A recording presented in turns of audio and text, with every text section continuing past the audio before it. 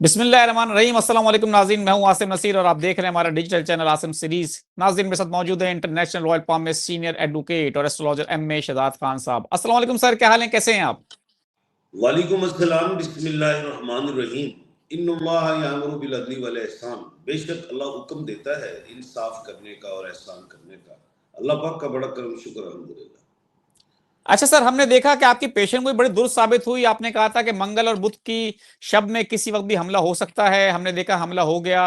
अब आगे आप क्या समझते हैं, क्योंकि अब बात इस तरह की हो रही है कि पाकिस्तान जवाब देगा। आपने कहा है कि पाकिस्तान भी जवाब दे सकता है, सर्जिकल स्ट्राइक करेगा। अब आपको क्या लगता है ये जवाब कब तक आ सकता है? और दूसरा, वजीर दिफा जो हमारे ख्वाजा आसिफ साहब हैं, उन्होंने कहा है कि हम जवाब जरूर देंगे। पाकिस्तानी गवर्नमेंट ने फैसला कर लिया जवाब देने का और फौज को पूरा इख्तियार दे दिया है। लेकिन उन्होंने साथ में यह भी कहा है कि अगर उसके बदले में इंडिया ने दोबारा रिटेलिएट किया तो फिर एटमी जंग छिड़ सकती है। क्या कहेंगे आप? बिस्मिल्लाह। देखिए, आज कौमी सलामती का इजलास हुआ और उसमें तमाम बड़ी अक्सर क़यादत भी इसमें बैठी थी और उसमें फिर इख्तियारात दिए सारे। ज़ाहिर है एक जमहूरी मुल्क है, मुल्क पाकिस्तान, तो ज़ाहिर है वज़ीर आज़म ने दिए इख्तियारात और पूरी पार्लियामेंट थी, सारे मशवरे हुए, हर चीज़ हुए। तो एक जहन से तो ये जंग नहीं हो रही, ज़ाहिर है पूरी कौम इस जंग में शामिल है और हमारे जितने पार्लियामेंटेरियन हैं सब नुमाइंदे हैं। जो उन्होंने कहा वो अवाम की आवाज़ है, इसमें तो कोई शक नहीं, दो राय नहीं। बात ये आज बुध का दिन था और ये सारा कुछ जो है तय पा गया कि जी हम जवाब देंगे। कल मैंने भी कहा था और परसों भी कहा था कि इंडिया ने हम पे हमला किया है और हम भी जो है ठोकेंगे। वो नो डाउट जो भी हुआ ठोका, उनके त्यारे भी तबाह हुए, 5 एक ड्रोन भी गया, लेकिन मेरे इल्म के मुताबिक है जो मैं समझता हूँ कि उनके 9 त्यारे जो हैं वो ज़रूर डैमेज हुए। 5 तो तबाह हो गए, 4 वो डैमेज हुए होंगे। ये मैं अपने नॉलेज ऑफ जफर के हवाले से बात कर रहा हूँ। अभी जो आज जो मीटिंग हुई है वो हुई है बुध की। पाकिस्तान 14 अगस्त को बना 1 और 4 5 होते हैं और ल्यू में है। अब दूसरी जो बड़ी अहम बात बताने लगा हूं कि पाकिस्तान नेम के हवाले से कन्या राशि वर्गों में है और वर्गों का जो लकी डे है वो वेडनेसडे है, बुध है, और उसका लकी नंबर 5 है और हमारा लकी 5 है। 14 के हवाले से भी 1 और 4 5 बनता है, 14 अगस्त के हवाले से, और वर्गों का अपना डिजिट 5 है और 5 हमने जहाज जो है हमने बताया है और हमने तस्वीरें भी शायद की, पूरी दुनिया ने भी देखी कि 5 हमने गिरा दी। लेकिन जो आज बुध का दिन है ये पाकिस्तान का दिन था। सर आज बुध का नहीं, इसमें आज जुमेरात कन्या का दिन है राशि सर। जो गुजर गया, बुध जो गुजर गया जी है सर। जिसमें मीटिंग हुई है, उसमें वर्गों में बैठा हुआ है केतु। और मैंने बारहा कहा है कि 18 मई को केतु चला जाएगा और 18 मई से पहले इंडिया हमला करेगा, उसने किया है। अब बात अगली ये है कि मैंने कल भी कहा था कि अभी तो हमने उसके जवाब, जो उसने हमले किए थे, हमने डिफेंड किया है किस्म का, लेकिन हम मारेंगे भी। हमसे मुराद हमारी पाकिस्तानी फौज है, एयरफोर्स, बहरी, बर्री, वो जवाब देगी और हमारे पास ये राइट मौजूद है। अब वो राइट है हमारे पास दो तीन ऐसे कि जैसे उसने नीलम जेलम प्रोजेक्ट जो है उसको डैमेज किया है और पानी का भी कुछ उसने रोका हुआ है और हमारी तरफ से ये बयान गया हुआ है कि अगर आपने पानी रोका तो इसको हम जंग तस्वुर करेंगे। ये बात हमारी पहले हुई। अब अहम बात यह कि आज की जो शब, अब हम चल रहे हैं, हम जो प्रोग्राम कर रहे हैं ये बुध और जुमेरात की रात को कर रहे हैं इस वक्त, और ये टाइम भी इस वक्त रात के 1 बजे।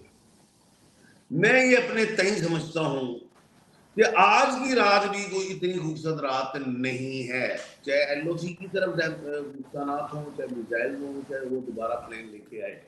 लेकिन प्लेन्स के हवाले से बात में खुल के बता रहा हूं कि इंडिया के लिए जो दिन है हमला करने के लिए, हमेशा जो करेगा, अब हफ्ता इतवार की शब हो सकती है, मंगल बुध की शब हो सकती है और जुमेरात वाली भी शब जो है जुमेरात की भी शब। ये मैं बड़ी खुल के बात करूं, आज भी ऐसा हो सकता है और पाकिस्तान रिटेलिएट करेगा, ठोकेगा, ये मैं आपको साफ बताऊं। अब मैं अहम बात बताने लगा हूं कि आज जो चांद है वो 6th हाउस में है, चांद वर्गों में है, मुल्क पाकिस्तान भी नेम से वर्गों में है, पाकिस्तान के हाथ में गेंद है, हो सकता है पाकिस्तान ही आज ठोक दे, क्योंकि पाकिस्तान ने खुद कहा हुआ है कि जगह भी हम सोचेंगे, टाइम भी हम, और हमारी मर्जी। हो सकता है। और जो मैं समझता हूं, जैसे इंडिया ने क्लेम किया है कि हमने 9 जगह पे वार किया है, जिसको हमने कहा नहीं ऐसा नहीं है, लेकिन उसने क्लेम किया कि हमने 9 जगह किया है। इंडिया का 9 मान लो, 5 पे उसने हमला है, 4 का मतलब डैमेज कर दिए होंगे हमने। लेकिन पाकिस्तान का जो JF-17 है, 1 और 7 8 डलता है। मैंने पहले भी कहा था तबाही का है, पाकिस्तान 8 जगह पे उनको मार सकता है। ये 8 का डिजिट लिख रहे माइंड में। अब एक और अहम बात बताने लगा हूं, 13 और 14 मई ये कमर दर अकरब आ रहा है। एक तो मैंने कह दिया ना कि आज अभी है टाइम ऐसा कि रात को भी कुछ हो सकता है, लेकिन 13 और 14 मई कमर दर अकरब है, और 13 तारीख को मंगल है और 14 बुध है। ये मंगल और बुध में भी कुछ हो सकता है। उस वक्त चांद जो है 8th हाउस पे है और उसमें इंडिया को और मार पड़ सकती है। जी सवाल कीजिए आप। बिल्कुल ठीक है सर, उसका उस वाले सवाल का भी जवाब दे दें हमारा, कि जो हमने आपसे सवाल किया था अपने आगाज में वीलॉग के, कि ख्वाजा आसिफ साहब ने कहा है कि हम जब कार्रवाई का इरादा रखते हैं बिल्कुल करेंगे, जवाब देंगे और देना भी चाहिए, क्योंकि हमारे मासूम सिविलियंस को शहीद किया गया है, निशाना बनाया गया है, बच्चों को शहीद किया गया है हमारे। तो हम बिल्कुल अपना हक रखते हैं जवाब देने का और हम देंगे। तो उन्होंने कहा है कि फिर जवाब में अगर इंडिया दोबारा से कोई इस तरह की कार्रवाई करता है तो एटमी जंग छिड़ने का खदशा है। आपको कहीं नजर आ रहा है ये जंग मजीद इतनी फैल जाएगी कि एटमी हमले तक का खतरा बढ़ सकता है?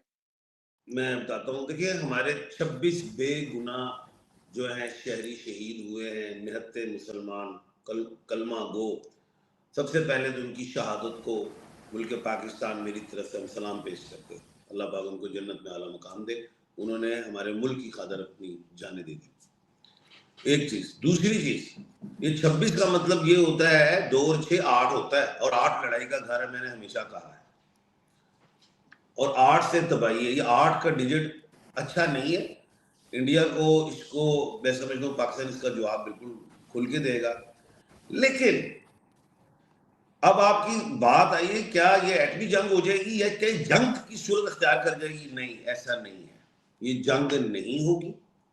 18 मई के बाद बिल्कुल शांति दिखाई देती है, और 18 मई से पहले ये सर्जिकल स्ट्राइक्स ही हैं, जिसमें इंडिया भी नहीं मानेगा कि जी हम डैमेज हो गए, और पाकिस्तान भी नहीं मानेगा, क्योंकि हमने तो और इंडिया ने हमने सारी क़यामत तक दुश्मन ही रहना है। एक बात है, ये जरूर है कि इंडिया की इकोनॉमी मुझे तबाह होती दिखाई दे रही है। मैं अपनी बात को रिपीट कर रहा हूं। ये जरूर है कि पाकिस्तान के जो F-17 है, जो थंडर जिसने राफेल को ठंडा कर दिया है, उसकी डिमांड बढ़ गई है। 15 F-17 हमने पहले सेल किए थे, 1000 का और ऑर्डर आ गया है दुनिया से, और हमारे बिकने हैं। और आइंदा आने वाले दिनों में देखना कि हमारे F-17 इतने बिकेंगे कि हमारा IMF का पैसा भी उतर जाएगा। खुशखबरी है, ये जंग जो मुसल्लत की जा रही थी, जिसे अब इंडिया भाग जाएगा, लेकिन ये जंग हमें बहुत कुछ दे जाएगा। दुनिया से हमें बहुत बड़े बड़े ऑर्डर आएंगे, हमारे वेपन्स बिकेंगे। जी बिल्कुल ठीक है सर, आखिर में क्या पैगाम देना चाहेंगे दोनों ममालिक की तरफ के जो अवाम है उनको? देखें, पैगाम यही है कि इंडिया ने एक झूठा बयानिया बनाया है पहलगाम में कि जी हमने वहां पे दहशतगर्दी की। इंडिया को सिर्फ मैं यही कहूंगा, अगर हमने ऐसी हरकत की होती तो आज तो हम बहुत आज़ाद थे, कल बहुत आज़ाद थे। हम आपकी शहरों को निशाना बनाते, हमने आपकी अवाम की सिविलियन अवाम पे कुछ भी नहीं किया, हमने फौजी टारगेट किया। लिहाजा मैं इंडिया की जो अवाम है उन पे तरस खाता हूं इस बुनियाद पे कि मोदी ने जो एक्शन लिया इस साइड पे, उसका जवाब हमने मुंह तोड़ के जो दिया है, उससे मोदी ने अपनी अवाम की माशियत को, अपनी अवाम के पैसे को बर्बाद और तबाह किया। बिल्कुल ठीक है, बिल्कुल ठीक है सर, बहुत बहुत शुक्रिया हमें वक्त देने के लिए। नाज़रीन, यहाँ हमारे वीलॉग का वक्त खत्म हुआ। मुझे और एम ए शराद खान साहब को दें इजाजत। अल्लाह हाफिज।